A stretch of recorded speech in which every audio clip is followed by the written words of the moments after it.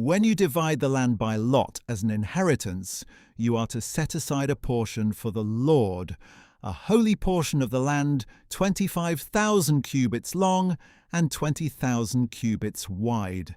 This entire tract of land will be holy. Within this area there is to be a section for the sanctuary 500 cubits square with 50 cubits around it for open land. From this holy portion you are to measure off a length of 25,000 cubits and a width of 10,000 cubits, and in it will be the sanctuary, the most holy place. It will be a holy portion of the land to be used by the priests who minister in the sanctuary, who draw near to minister before the Lord. It will be a place for their houses, as well as a holy area for the sanctuary. An adjacent area 25,000 cubits long and 10,000 cubits wide shall belong to the Levites who minister in the temple. It will be their possession for towns in which to live. As the property of the city, you're to set aside an area 5,000 cubits wide and 25,000 cubits long, adjacent to the holy district. It will belong to the whole house of Israel. Now the prince will have the area bordering each side of the area formed by the holy district and the property of the city, extending westward from the western side and eastward from the eastern side, running lengthwise from the western boundary to the eastern boundary and parallel to one of the tribal portions. This land will be his possession in Israel.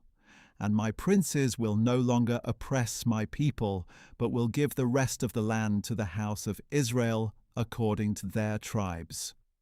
For this is what the Lord God says: Enough, O princes of Israel! Cease your violence and oppression, and do what is just and right. Stop dispossessing my people, declares the Lord God. You must use honest scales, a just ephah, and a just bath. The ephah and the bath shall be the same quantity, so that the bath will contain 1/10 of a homer, and the ephah 1/10 of a homer. The homer will be the standard measure for both. The shekel will consist of 20 gerahs. 20 shekels plus 25 shekels plus 15 shekels will equal 1 mina. This is the contribution you are to offer: 1/6 of an ephah from each homer of wheat, and 1/6 of an ephah from each homer of barley. The prescribed portion of oil, measured by the bath, is 1/10 of a bath from each core. A core consists of 10 baths or 1 homer, since 10 baths are equivalent to a homer. And 1 sheep shall be given from each flock of 200 from the well-watered pastures of Israel. These are for the grain offerings, burnt offerings, and peace offerings, to make atonement for the people, declares the Lord God. All the people of the land must participate in this contribution for the prince in Israel.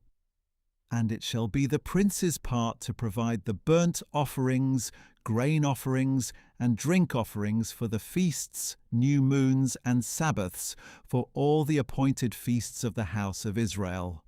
He will provide the sin offerings, grain offerings, burnt offerings, and peace offerings to make atonement for the house of Israel. This is what the Lord God says: On the first day of the first month, you're to take a young bull without blemish and purify the sanctuary. And the priest is to take some of the blood from the sin offering and put it on the doorposts of the temple, on the 4 corners of the ledge of the altar, and on the gateposts of the inner court. You must do the same thing on the 7th day of the month, for anyone who strays unintentionally or in ignorance. In this way, you will make atonement for the temple. On the 14th day of the first month you are to observe the Passover, a feast of 7 days during which unleavened bread shall be eaten. On that day the prince shall provide a bull as a sin offering for himself and for all the people of the land. Each day during the 7 days of the feast he shall provide 7 bulls and 7 rams without blemish as a burnt offering to the Lord, along with a male goat for a sin offering. He shall also provide as a grain offering an ephah for each bull and an ephah for each ram, along with a hin of olive oil for each ephah of grain. During the 7 days of the feast that begins on the 15th day of the 7th month, he is to make the same provision for sin offerings, burnt offerings, grain offerings, and oil.